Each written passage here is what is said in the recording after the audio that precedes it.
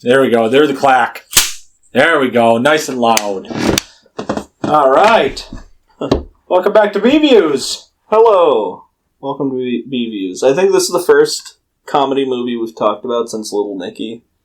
Did we talk about Little Nicky? We did Little Nicky on, That must have been a sad pick. C-Views.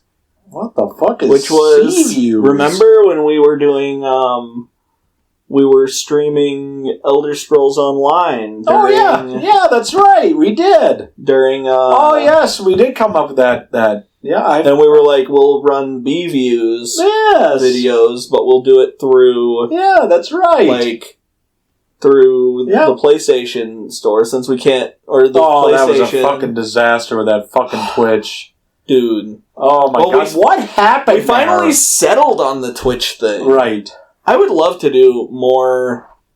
Well, it's... Discord wasn't meant for doing that. Right. And I recently found out... What's that? Why it doesn't really work for it. And I don't fully understand it, but basically Discord is meant to run in the background of games. Yep. So it purposefully goes...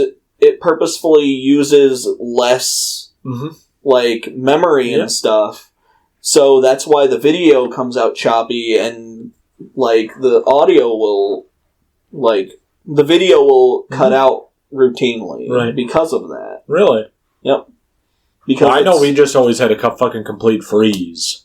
Yeah, and that's part of the reason why. Literal complete freeze, and we just talked. That's part of the reason why. Right. Because our audio would never be affected by it. No, it was always the video. But it would be the video, and the reason for that is because... It's a resource hog? Well, no, it's not a resource hog. That's the problem. Is that it intentionally uses way less resources than other video programs would because it's designed to run in the background of games. So it always seeds resources to anything else that's running on the computer, which causes its video to come in really shitty. I see. That sucks. Yep. Yeah. I forgot we talked about Little Nicky. That's a great movie. I wouldn't say great movie. It's funny.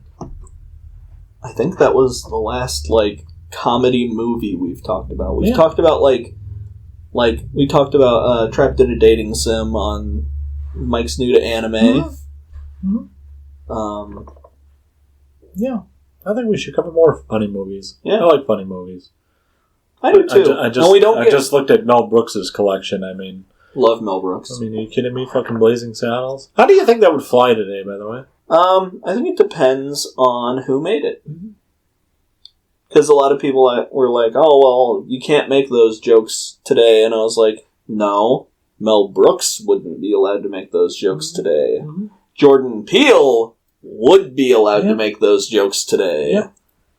So if we had, like... But, also, I don't want anyone remaking Blazing Saddles. No, I didn't say that. No. Like, people always complain about, like, oh, you couldn't remake Blazing Saddles for sure today. And I'm like, why the fuck would you want to? That's a classic. Yeah, you don't touch a classic, dude. Now, I will say, Blazing Saddles, there's a podcast that I like called Black Men Can't Jump in Hollywood. You always have these random podcasts. And it's a podcast where they look at movies that have prominent black actors in them, and they analyze whether or not that movie... They talk about the movie and how it portrays black men and stuff like that, and then at the end they kind of determine whether or not it helped the cause of having more black men in Hollywood, or more black roles in Hollywood movies. And they kind of talked about Blazing Saddles in a way where it's like, well, it's good, but like it didn't actually help because if I remember right, I think that's the only other major movie role that actor had. Yeah, Cleavon Little. Yeah. Yep. So I thought that was interesting. Right. And I mean, it's just... My point is there are a lot of different ways you can talk about things. Sure. No, absolutely. Or you can look at a lot of different aspects that you can look at it from. Yep. But I do think you could make a movie like Blazing Saddles today. You could. Well, I couldn't, but No. I think a prominent black comedian could easily make a movie like Blazing Saddles today. Right.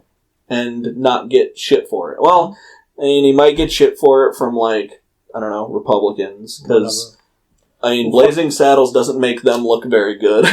It's a movie about the fallacy of government and the hatred of black people. Yeah. And Asians. But not the Irish. There you go. I was waiting for it. But we don't want the Irish. But we don't want the Irish. Oh my god, that movie is so good. My favorite joke in that whole movie is one that everybody kind of, like, either misses or they just, like, kind of skim over. Okay. My favorite joke in that movie is the fact that every single person in the town has the same last name. Johnson. And it's never brought, like, total attention to, but there is a scene when they're having a meeting, and in the background it has, like, the, like... You're talking about the one at the church? Yes, there's a sign in the background, and I think it's, like, the, like, sign-in for... Mm-hmm. It's either, like, a church manifest or something like that, and it literally just has everyone's name with Johnson in the background on it, and it's so fucking funny. Well, you pick up on it because they're at the church, and they said, Howard Johnson is right. Howard Johnson is right about Gabby Johnson's being right.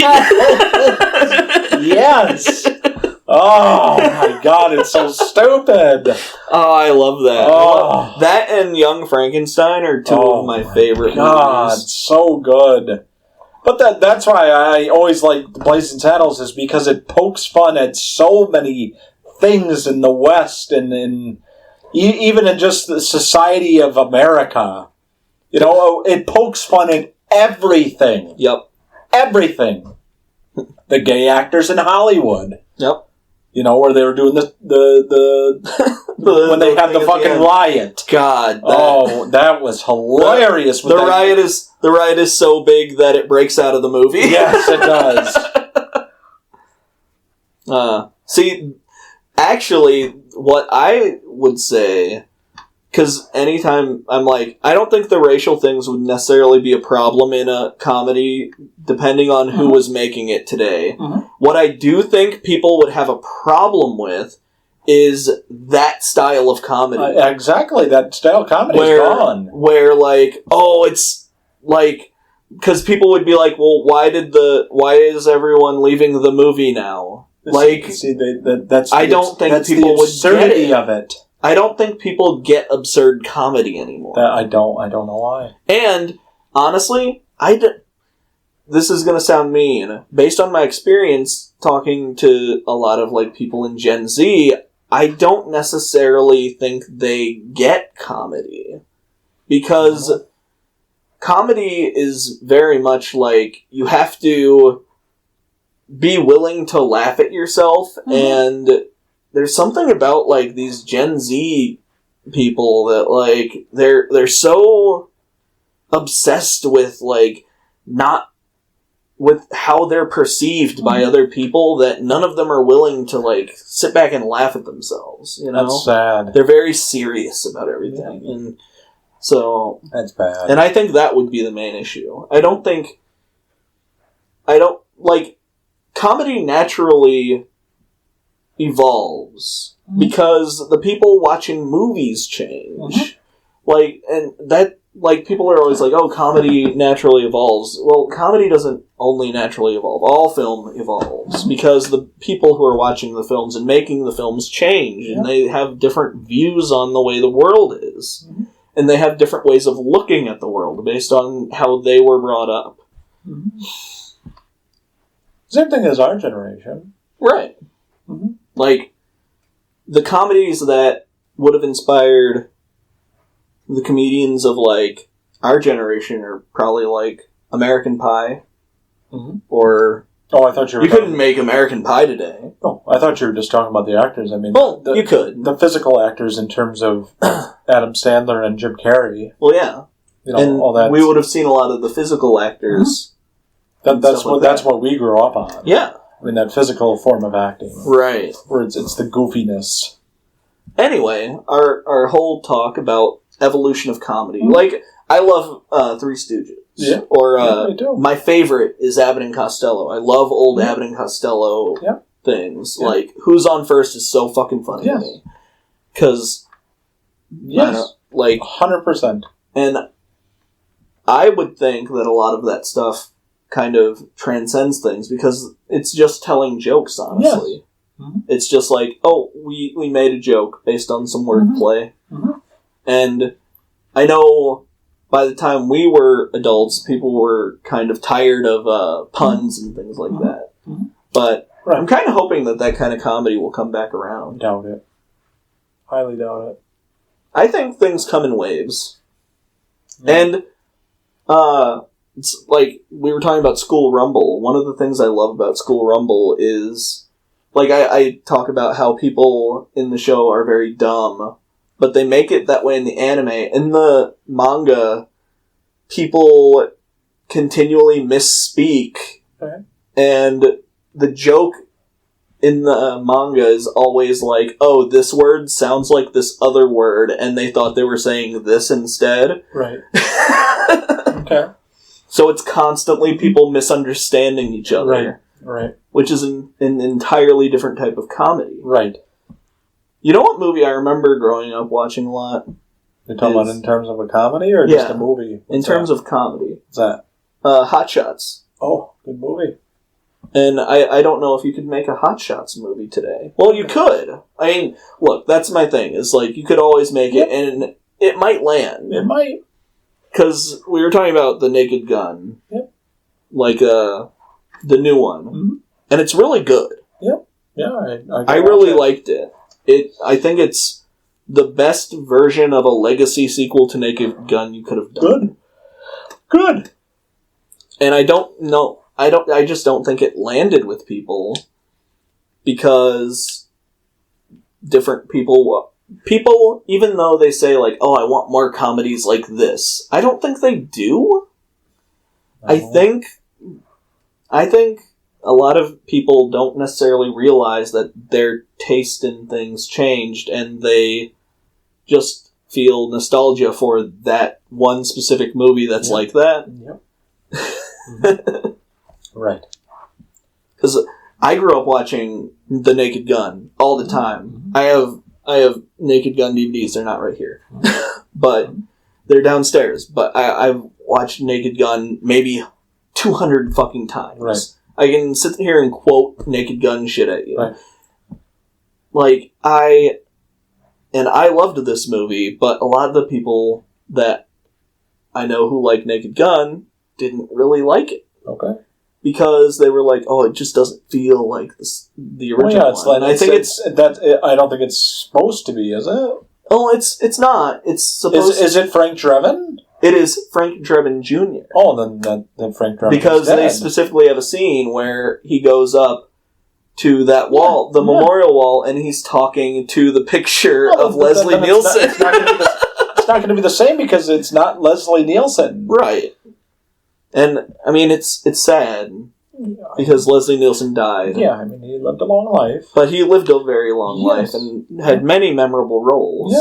Yes. And it would have been great to see more, but we don't have. We got enough of Leslie. We Nielsen. got a ton of Leslie Nielsen. Yes. There's so much Leslie Nielsen out there. We have Creepshow. We have Airplane. I feel like people forget that he was in Creepshow.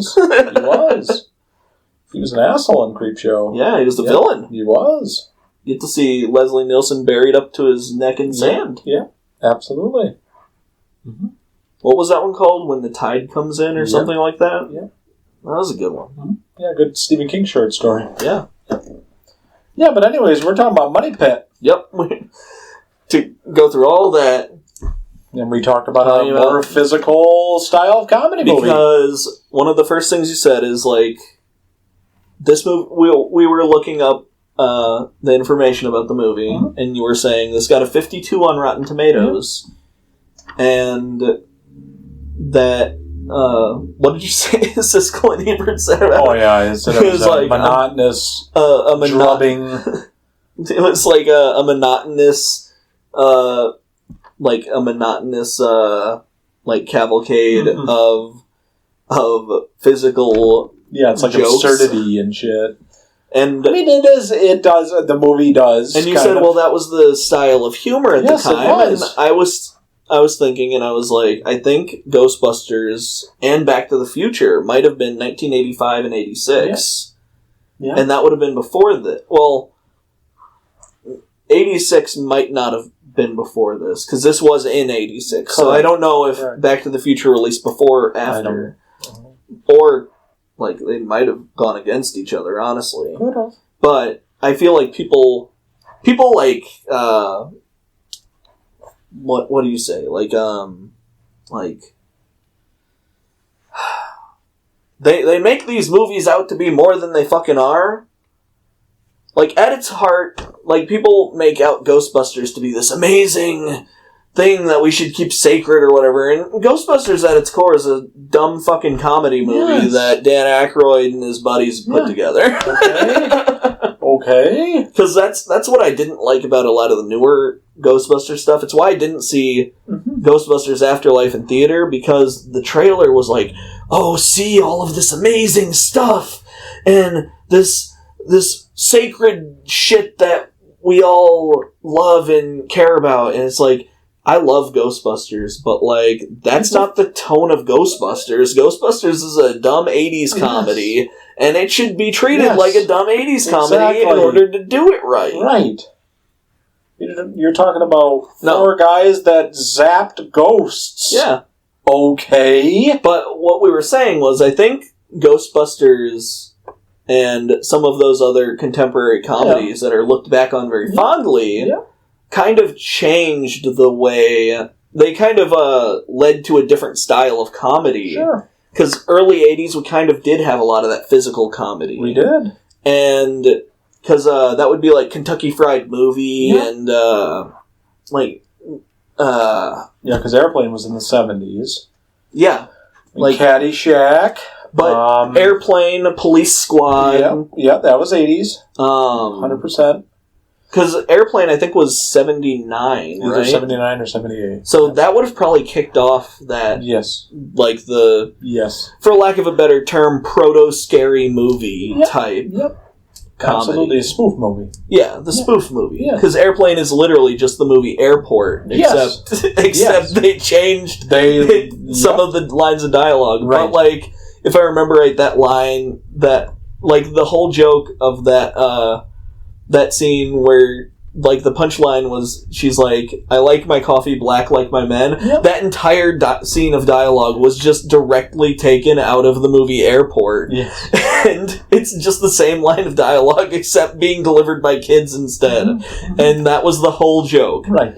So, it would be like spoof movies, like Police Squad or... And that still involves physical comedy. Police Files, I guess, would be what Naked Gun was based on. Which I don't think that show ever actually... I think they filmed it, but they never properly released it. And that's why Naked Gun took off. Yeah, I mean, this is peak physical comedy. Yes. I mean, The Money Pit is an absolutely... physical comedy movie. So I guess what I'm saying is I can see why in 1986 Three Stooges style physical comedy film maybe didn't get received as well. Right. Because we're entering a time where it's more... Because Ghostbusters wasn't a physical comedy movie. No. It had physical comedy in it. It did. But it's more of like we've got that this is the age of the Chevy Chase and Bill Murray snarky asshole.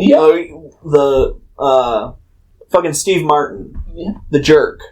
That's the era we're talking about. Yes. And that's a great movie. And people like to kind of boil the 80s down, I think, into, oh yeah, it was this thing. But it's not. We have some overlap. It's just a decade. It's like history, you know? Well, I mean, it is history. We're talking about history. We're talking about a movie that's 40 years old now. 40 years old now.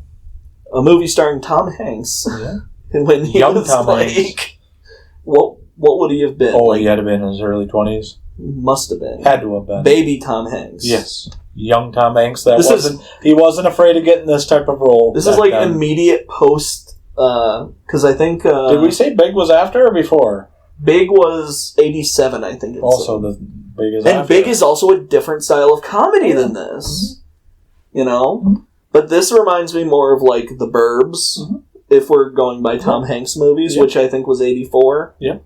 Yeah, that's one of his first ones, that Turner and Hooch. Turner and Hooch, holy shit. Yeah. I forgot that movie existed. Yeah. Anyway, that's a whole different genre of 80s comedy, which is just people with dogs. Yeah, people with dogs who die. Fuck. Turner and Hooch.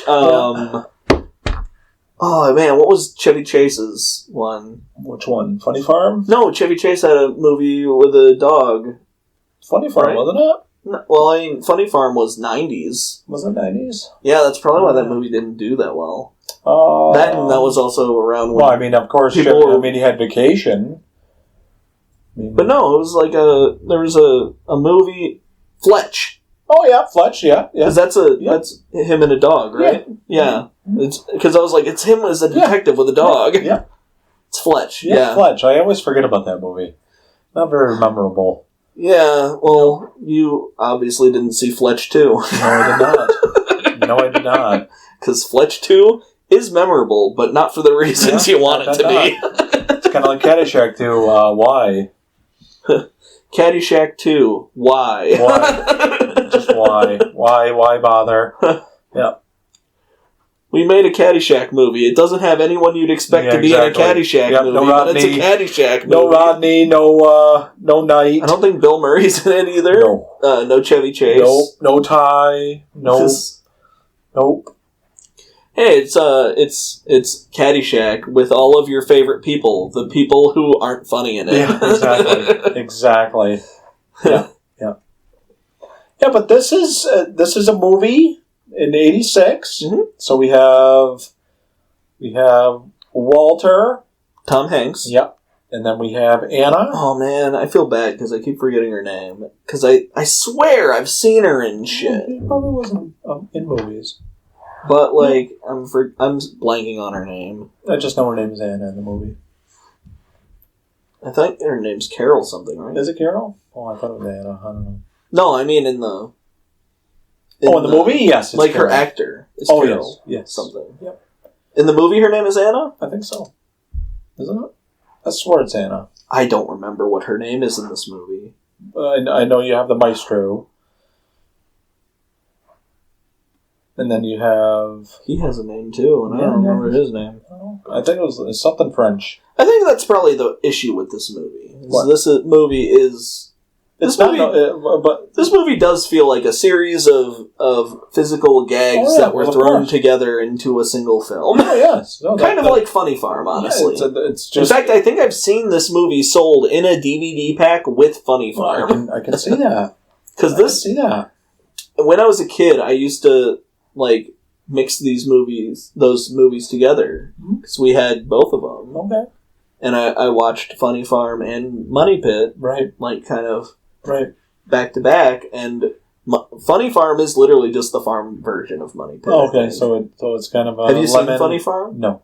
It's like he gets a farm, and it's like all the physical silly things that happen with owning a farm. Okay. No, I think the physical comedy that's where we really get a lot of it in this film. It's almost kind of like the physical comedy where it's like these characters don't matter. It's just the physical comedy itself. And the biggest protagonist in this movie and antagonist is the house. Yes, it is the house is a character on its own. Oh yes, sitting around, and I think it's the main character in the movie. Oh yeah, yeah. I would say that. What can go wrong will go wrong. Because, I mean, like we have the scene with the stairs falling. Yep, that was absolutely hilarious. And what I love that everything is actually set up in this movie. Yes. Everything bad that happens is set up. That is what makes it perfect. In this movie. because they have the scene where they do the walkthrough. Yep. And she's literally like, "Oh, wait, that step, it's a tricky step." Yep. Or like, the step. Don't use the second floor bathroom. I've still got stuff in it. Yep. Or use the one downstairs. Yep. All of that stuff. Mm-hmm. No, I think it's pieced together perfectly because, I mean, you see him going up the stairs and then the fucking stairs just collapse. And then you're having them use ladders to get upstairs. What's great about that scene is it starts with him repairing the stairs, and then he's like going up, and like the stairs start to fall, and it's this whole complete collapse of the stairs. Complete collapse of the staircase. Complete collapse. It's hilarious. And then just that scene of him like holding on, and she almost falls over, and he's just like, "You're on my fingers," and she's like, "Oh," and moves her feet, and then he immediately falls. Yeah, it's classic. That type of stuff happens throughout the whole movie. It is the whole movie of that. Oh, it's hilarious. I like it. I love that style. I love that style of comedy. Love it. Honestly, I just like a lot of comedy, especially this kind of stuff. And it falls together perfectly. Mm-hmm. You know, it just one disaster after another. My favorite scene, the scene that I always think of, because it was literally like we were putting in the light here, right? And I was like, I just keep thinking about that fucking kitchen scene. Yeah. Complete wire. He flips on the light and just like like it's trailing through the wall and blowing the tiles off the wall. Right. And I just like how he goes over and there's the TV and the coffee maker, and he unplugs the coffee maker and it's just like holding the coffee maker. Yeah. Knowing everything blows up. Yep. Yeah. Just because he was trying to get some hot water. Yep. Yep. He doesn't even have really running water. The most basic things he does not even have. Oh yeah, they have the sludge water. Yep, sludge classic water. Scene. Yep. Apparently there's a meme from this movie. Is there? Yes. What is it? The meme from this movie is I found it, and it was we don't need a home inspector, they said, and it's literally a GIF that says that, and it's them dumping the water into the tub, and the tub falling through the floor. Oh, yeah. Yeah, I can see that. Yeah. Oh, it's hilarious. I mean, it just is and I think it kind of changes to a more of a spoof / goofy style of comedy when they have the guys arrive. Mm-hmm. You know, it kind of changes from a physical comedy to a more of a gag comedy. Mm-hmm. You know, with the guys that come in.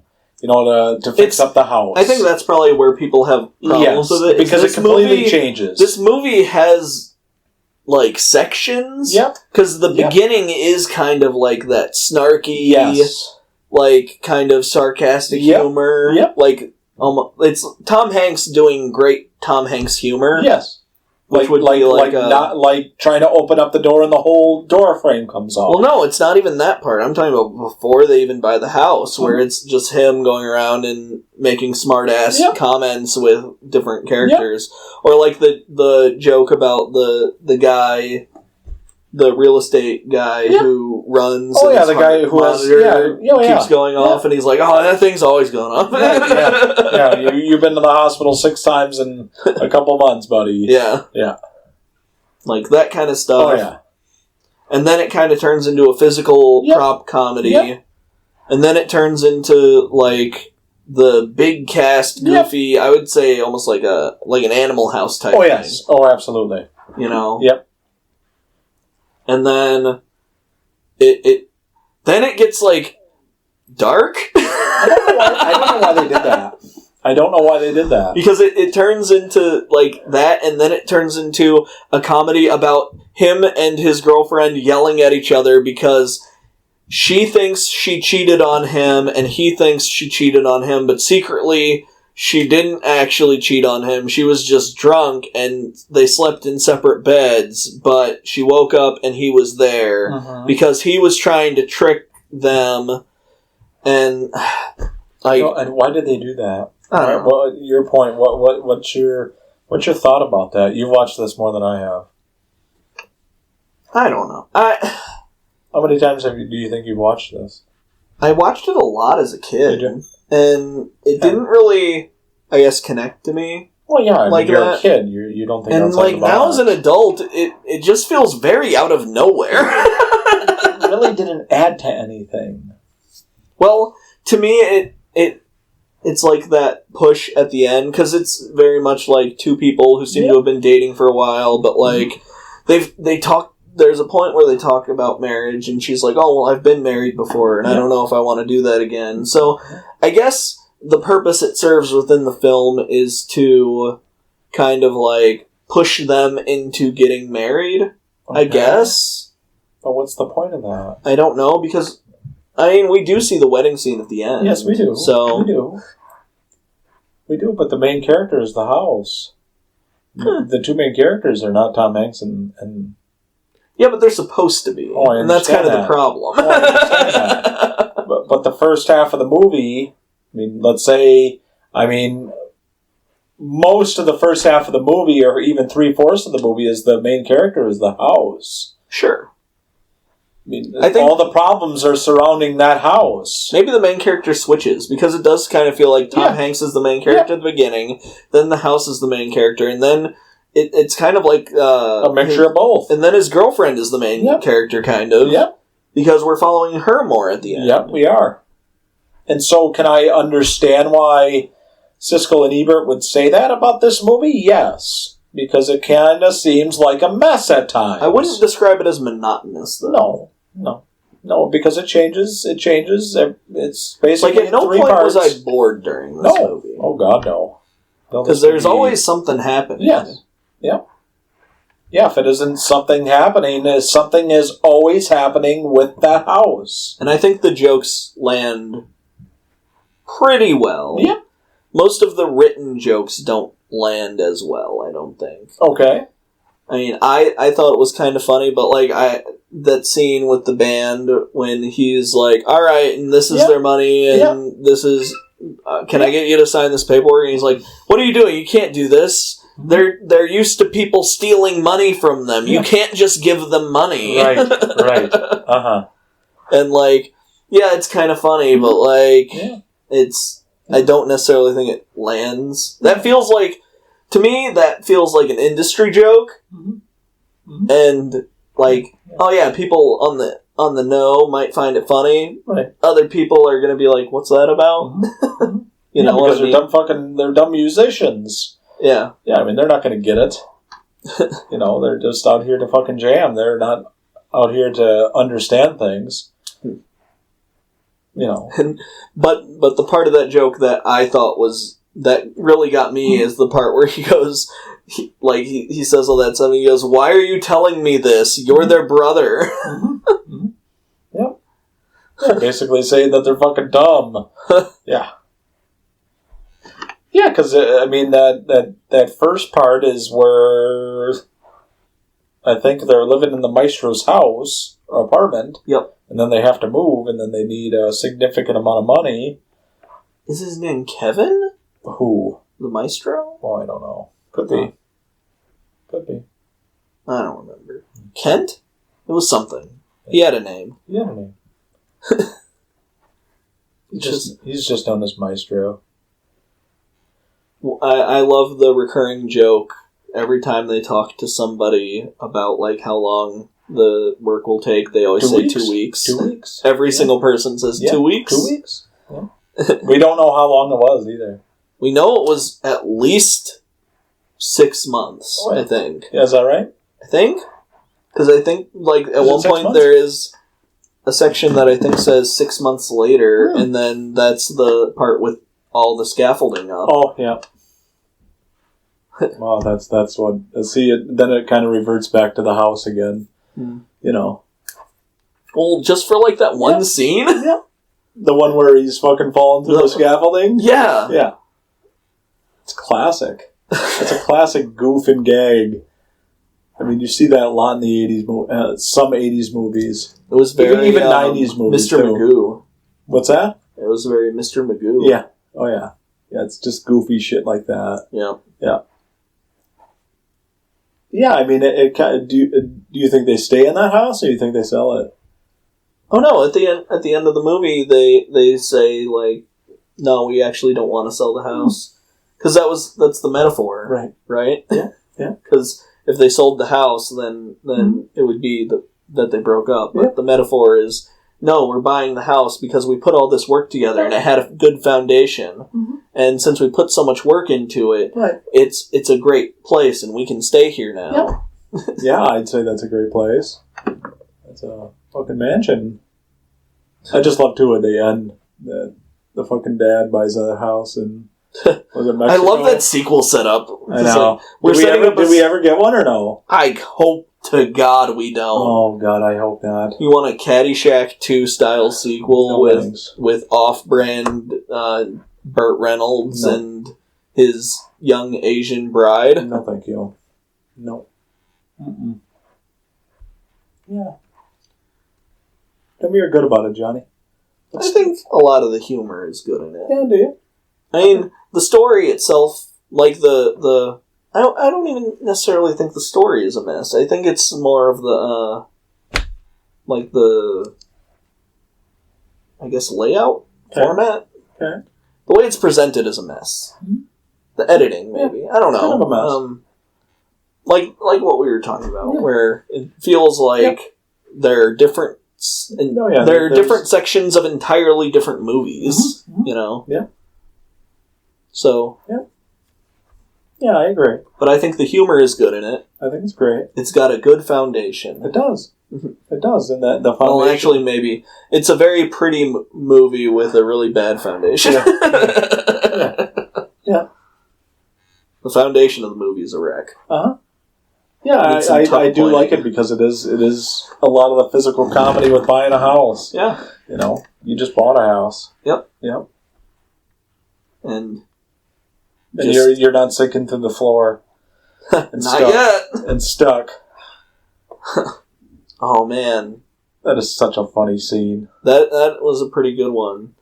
And I just love the gag, too, because it's a perfect setup because they have the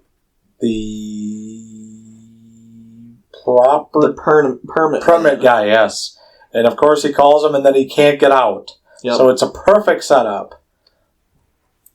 And then he's like screaming and crying, but he thinks he's laughing. Yep. He's losing his shit. He's losing it. Mm-hmm. Anything about the bad? Well, I would say it's that foundation, it's weak. Mm-hmm. I agree. Need some tuck pointing in there. Sure. Yeah, the thing is, I think it has too many things going on at once. It does. Way too many things going on at once. I think they were trying to do a lot. They were. And... They were. It is... I would argue that this is probably more of a transitional movie between different periods. Sure. Where they're kind of throwing in different different styles, because the 80s is also when we're, like, this is mid-80s, so we're also starting to get some of those darker comedies, kind of like My Cousin Vinny, probably, because I think that's 87. That would be the year after this one. Or, I say darker comedies, like comedies with darker themes, and Weekend at Bernie's. Oh, yeah. With the knife-fighting David Byrne. Yes. Yeah. Shout out Film Regal. Shout out Film Regal, without a doubt. Mm-hmm. Fucking Andy and Paolo were great in that. That's...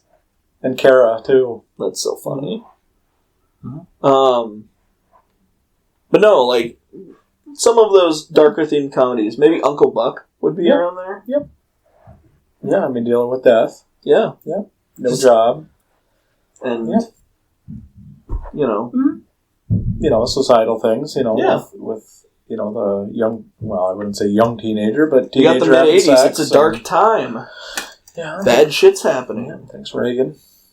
Yeah, thanks, Reagan, for ruining it, literally fucking everything. Yeah, and HW as well. Yeah, you traitor. Damn right. Actually, he's dead, so... He's dead. I don't care. HW's a traitor. Yeah, sucks. His son is even worse. Him and Ollie North. Yeah, his son is even worse, by far. Yeah. What I think is really funny is people have started discovering, like, information about the Iran-Contra, like, younger people have started to hear about Iran-Contra and kind of, like, learn a little bit more about the history of Iran and shit like that, and then the Contra scandal, and people have rediscovered that scene from fucking American Dad. And I want to say that was like season 1 of American Dad, where he's singing the song about the great American hero Ollie North. I love it. I love it. Wow. What a disaster.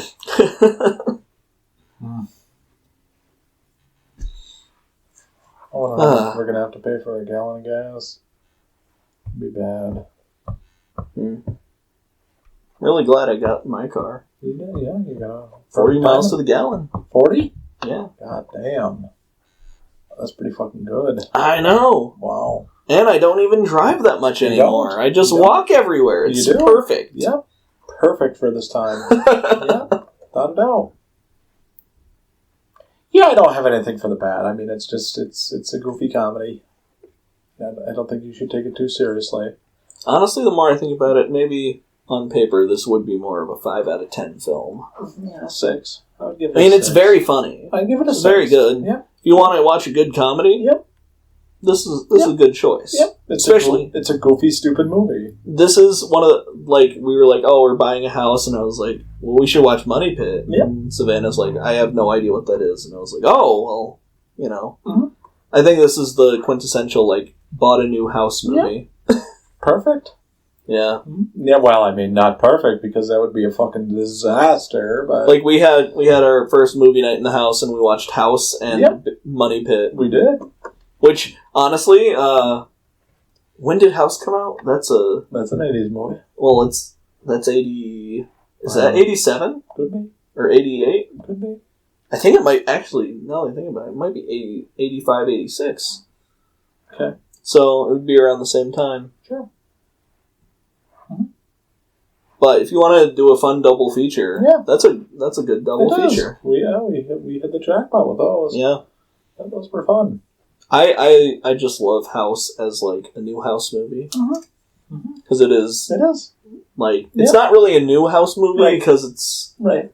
But it's like, moving into your like, dead relative's house after they died that you have memories of staying at as a kid. Right. And that's just a good movie. We should talk about House at some point. We will. We will. Love House. Any ugly? I don't think so. I don't think they make fun of the guy for being fat at one point. Yeah. That's kind of ugly. Yeah. Oh, wait, that scene where the fucking carpenter is super creepy to his girlfriend. That's fucked. Yeah, that's weird. Yeah. That's weird. I don't know why they had that. And then he was, like, okay with it. Basically. Well, don't you know how hard it is to find good carpenters? Well, of course. Absolutely. Yeah. Well, we talked about the themes and symbols. Final thought? Watch it. Oh, hell yeah. Give it a watch. Yeah, watch it's a fun this. movie. If you want to watch a comedy, this is a great choice. Yeah. I don't know if it's streaming anywhere right now. I have no idea. I bought a DVD for... Honestly, the Blu-ray I got, I think it was under $5. It's cheap as dirt. It was under 10 for sure. Cheap as dirt. Because that's why Savannah let me get it. I was like, I'm going to get this because it's not even $10. Not even $10. So, if you want to buy Money Pit on Blu-ray, you can buy it for lower than the price of renting a movie on Amazon. Right. Mm-hmm. Yeah. Absolutely watch it. Yeah. It's not a gem, but it's fun. Yeah. Yeah. I'd say it's I don't know. It's rough. I think it's fun. It's fun. It's fun. It's a little rough. Yep. Like, it's fun. Not in the sense that it's rough to get through, in the sense that, like, it's a kind of a rough movie. Yeah. Like, rough around the edges. Yeah. Mm-hmm. Yeah, because we're starting to talk about the deep, dark stuff, too. In this movie. Yeah, I mean, cheating. Yeah. You know. To have cheating. Stressful times with your relationship with the house. Yeah, like, they're like, we're basically going to be homeless. Yeah. Sinking all your money into that. Into a money pit, literally. Yeah. Alrighty. Yep. Yeah, first comedy since Sea Views. Oh, fuck. Yeah. That was a while ago. That was during COVID times. That was during COVID. Damn right. Alrighty. Well, thanks, everybody. Alright. Happy April or going into May. Something like that. Getting close to Memorial Day. Start of summer. Damn right. Alrighty. Alright.